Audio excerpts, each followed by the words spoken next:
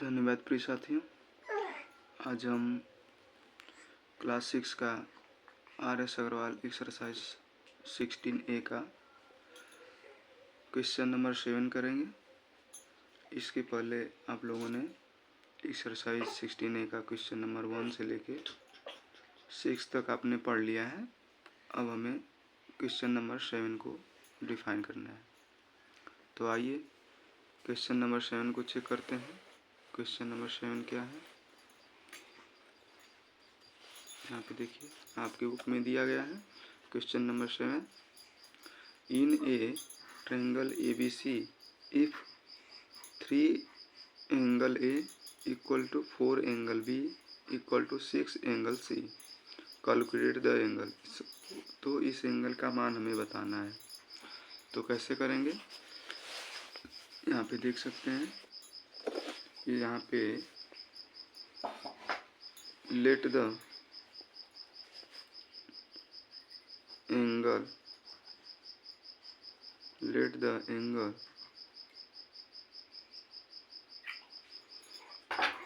3 angle A बराबर 4 angle B बराबर 6 angle C।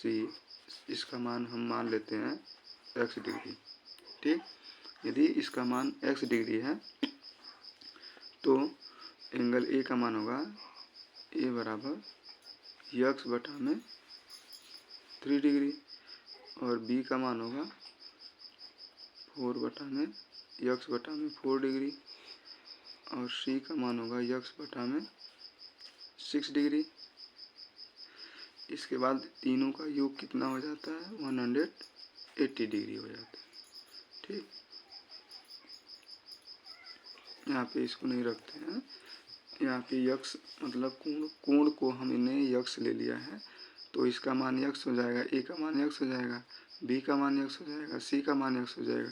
तो यक्स बटा में 3 हो जाएगा ये, और ये यक्स बटा में 4 और यक्स बटा में 6 हो जाएगा। अब तीनों को हमें जोड़ के 180 के बराबर करना है, क्योंकि हमें पता है 180 तीनों कोणों का योग 180 डिग्री होता है। अब इसका एलसीएम ले लेंगे। एलसीएम हमारा 12 होगा। 3 4 जा 12, 4 में यक्स का मल्टीप्लाई करेंगे 4x होगा। फिर 4 से 12 को डिवाइड करेंगे 3 बार में, 3 का गुणा 3 का मल्टीप्लाई x में करेंगे 3x होगा। 6 से डिवाइड करेंगे 6 2 जा 12, 2 का गुणा x में करेंगे तो 2x होगा इक्वल टू 180।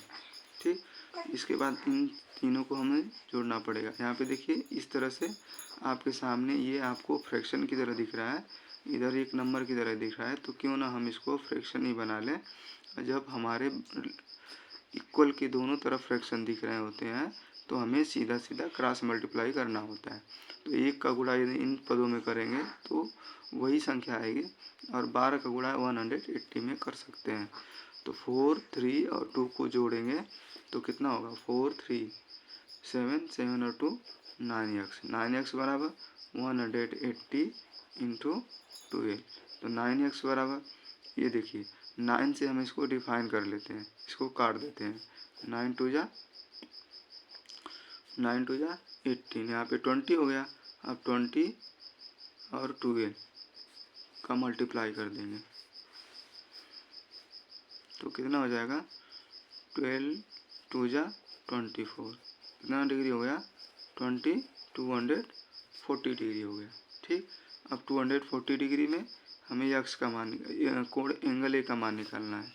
तो कोण एंगल ए का मान कितना हो गया, एंगल ए बराबर, देखिए एंगल ए बराबर यक्स अपान 3 माना गया है, तो यक्स का मान 240 आ गया, इसका बटा में 3, तो 3 8 जा 40, तो कितना डिग्री आ गया, 80 डिग्री।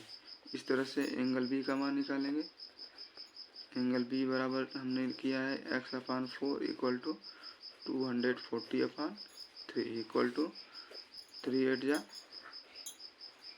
24, सॉरी 4 6 जा 24, तो ये 60 डिग्री आ गया। अब इस तरह से हम एंगल सी का मान भी निकाल लेंगे।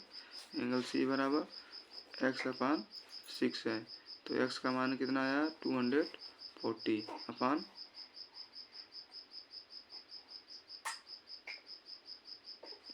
तो इसके बाद अपॉन 6, तो क्या हो गया 6 4 जा 20, 6 4 जा 24। तो ए का मान 80 डिग्री आ गया, बी का मान 60 डिग्री आ गया, एंगल सी का मान 40 डिग्री आ गया। ठीक, और तीनों को जोड़ेंगे तो 180 डिग्री हो जाएगा आपका। तो ये क्वेश्चन नंबर हमारा 7 रहा। अब क्वेश्चन नंबर 8 को देखते हैं। क्वेश्चन नंबर 8 क्या करा है? क्वेश्चन नंबर 8 दिया है, look at the figures given below, state for each triangles whether it is acute, right और ऑब्ट्यूज। तो कह रहा है कि इसको फिगर को हमें देखना है, state the each of the triangle whether, यह बताना है कि यह कौन सा ट्रायंगल है, यह एक्यूट ट्रायंगल है या राइट ट्रायंगल है या ऑब्ट्यूज एंगल है। तो एक्यूट और राइट और ऑब्ट्यूज के बारे में आपको चर्चा कर दिया गया है। जैसे पहला नंबर है, क्वेश्चन नंबर 8 का पहला है, ये आपको इसको देखिए एंगल, इसको देख सकते हैं एंगल ABC में कितनी डिग्री का कोण बन रहा है? 130 डिग्री का कोण बना है। जब 130 डिग्री का कोण बन रहा है, इसका मतलब यह जो है 90 से ज़्यादा है और 180 से कम है। इसका मतलब यह कौन सा एंगल होगा, कौन सी प्रॉपर्टीज होगी इसकी? ये होगा आपका ऑब्ट्यूज एंगल। तो अब पहला वाला क्या लिखेंगे आप? ऑब्ट्यूज एंगल, ऑब्ट्यूज एंगल, पहले वाले को ऑब्ट्यूज एंगल लिखेंगे। ठीक, इसके बाद दूसरा वाला क्या है, यहाँ देखिए DEF में सभी कोण कितने डिग्री के हैं? 60 डिग्री के हैं। कितने डिग्री के हैं? 60 डिग्री के हैं। मतलब उसमें क्या कहा गया था एक्यूट एंगल में कि किसी भी कोण का मान 0 से ज़्यादा और 90 से कम होना चाहिए। तो इसमें सभी कोण क्या है? 0 से ज़्यादा और 90 से कम है। तो कौन सा एंगल हो जाएगा? ये एक्यूट एंगल हो जाएगा, एक्यूट एंगल। ठीक, अब थर्ड नंबर क्या है आपका? थर्ड नंबर है, ये देखिए थर्ड नंबर, यहाँ पे एक राइट एंगल बन रहा है। क्या बन रहा है? राइट एंगल बन रहा है। तो इसका नाम ही हो जाएगा राइट एंगल, राइट ट्रायंगल।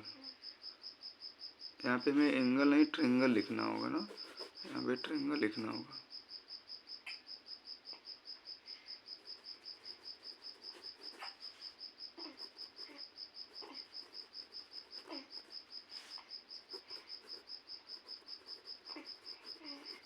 यह एंगल के अनुसार ही इस ट्रायंगल को बन रहा है, इसलिए इसका नाम राइट ट्रायंगल होगा। यहाँ पे देखिए क्वेश्चन नंबर 4, इसमें फोर्थ नंबर है 92 डिग्री। 92 डिग्री का मतलब है कि वह 90 से क्या हो गया? ज़्यादा हो गया और 180 से कम हो गया। तो ये फोर्थ नंबर में कौन सा होगा? ऑब्ट्यूज एंगल होगा। क्या होगा? Obtuse angle, triangle, obtuse triangle हो जाएगा। ठीक, अब क्वेश्चन नंबर अगला देखते हैं। क्वेश्चन नंबर 9 दे रखा है। क्वेश्चन नंबर 9 क्या दे रखा है? क्वेश्चन नंबर 9 दे रखा है, in the given figures some triangles have been given, state for each triangles whether it is scalene, isosceles और क्वाड्रिलेटरल। अब इसमें हमें बताना है कि कौन सा ट्रायंगल स्क्लेन ट्रायंगल है, कौन सा एसोसिएल्स ट्रायंगल है या क्वाड्रिलेटरल ट्रायंगल है। ठीक, अब इसमें हमें कैसे बताना होगा? उसमें पिछली आपकी इंट्रो क्लास में बताया गया है कि एसोसिएल्स ट्रायंगल क्या होते हैं, स्क्लेन ट्रायंगल क्या होते हैं और क्वाड्रिलेटरल ट्रायंगल क्या होते हैं। ठीक, तो एसोसिएल्स ट्रायंगल क्या होते हैं और इक्विलेटरल ट्रायंगल क्या होते हैं? जिसकी तीनों भुजाएं क्या होती हों? सेम होती हों, बराबर होती हों, वो इक्विलेटरल ट्रायंगल होता है। और एसोसिएल्स ट्रायंगल क्या होता है? जिसकी दो भुजाएं बराबर होती हैं, वो एसोसिएल्स ट्रायंगल होता है। स्क्लेन ट्रायंगल क्या होता है? जिसकी तीनों भुजाएं अलग अलग होती हैं। तो इसके माप से ही हम बता पाएंगे कि यह कौन सा ट्रायंगल है। ठीक ना?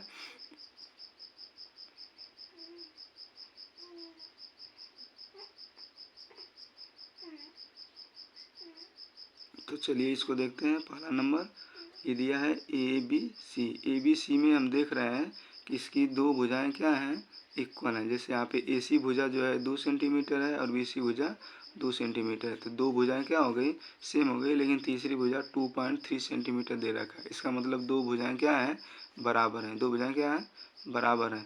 तो दो भुजाएं बराबर हैं, एक भुजा बराबर नहीं है, तो कौन सा ट्रायंगल होगा, ये एसोसिएल्स ट्रायंगल होगा। तो पहले वाले में हम क्या लिखेंगे, एसोसिएल्स ट्रायंगल लिखेंगे।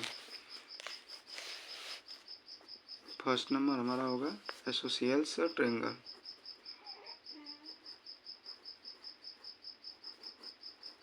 एसोसिएल्स ट्रायंगल, ठीक। इसके बाद देखिए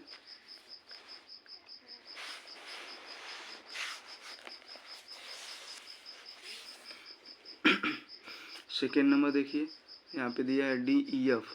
जो डी ई एफ है उसमें 4.2 एक भुजा दिया है, दूसरी भुजा 2.4 दिया है, 2.4 दिया है। इसमें देखिए ई एफ जो भुजा है वो 2.4 है और डी ई जो भुजा है वो 2.4 है। इसका मतलब दो भुजाएं यहाँ पे इक्वल हो गई और तीसरी भुजा इक्वल नहीं है। तो दो भुजाएं इक्वल हो गई तो ये भी क्या हो गया, एसोसिएल्स ट्रायंगल हो गया। सेकेंड में भी हम वही लिख देंगे, एसोसिएल्स ट्रायंगल, ठीक। थर्ड नंबर दिया है P Q R. P Q R में हमें देख रहे हैं कि यहाँ पे 2.5 एक भुजा का मान दे रखा है, दूसरा 2.6 दे रखा है और तीसरा 2.7 दे रखा है। यानी तीनों भुजाओं का माप क्या है, अलग अलग है। तो ये कौन सा ट्रायंगल हो गया, स्क्लेन ट्रायंगल। तो थर्ड नंबर क्या लिखेंगे, स्क्लेन ट्रायंगल। स्क्लेन ट्रायंगल, ठीक।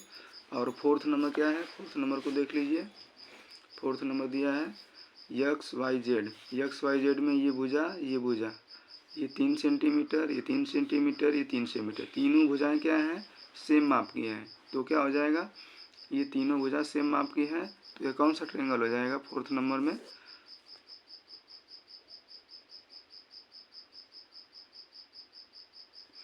ये आपका